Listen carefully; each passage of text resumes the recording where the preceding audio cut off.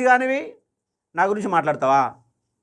బిడ్డ, నా గురించి ఇంకోసారి మాట్లాడితే నీకు ఇజ్జత్ లేకుండా చేస్తా. తెలంగాణలో చెప్తున్నా. నేను ఎన్ని పార్టీలు మారినాను? యాడలో పనిచేసి తెలియదా? ఆర్ఎల్ఈలో పనిచేయలే, ఎంఆర్పిఎస్లో పనిచేయలే, ఎందుకుండలే? మరి దళితుల పక్షాన్ని ఇప్పటిదాకా ఎందుకు వదిలిపెట్టి వచ్చినావు? ఆర్ఎల్ఈ పాటు ఎందుకు వదిలిపెట్టి వచ్చినావు? నీకు ఎన్ని ఓట్లు వచ్చినాయి ఎమ్మెల్యే పోటీ చేస్తే? నీకంటే ఎక్కువ వచ్చిన 9,000 అంటున్నావు. 9,000 కాదు, నాకు వచ్చిన 30,000 ఓట్లు, నికార్సైన ఓట్లు, డబ్బులు పంపిణీ చేసినాయి కావు, నిజాయితీగా నికార్సుగా వచ్చిన ఓట్లు నావి. అవి 90,000 ఓట్లు సెకండ్ ఓటింగ్ వచ్చింది నాకు. మీ పార్టీ అభ్యర్థి కింద మీద గిలగిల పడుకున్నాడు. చివరికి ఆయన నాకు ఓటు ఎందుకేరని చెప్పేసి ఏడుస్తూ కన్నీళ్ళు కూడా కార్చిండు. కాబట్టి ముందు నిరుద్యోగ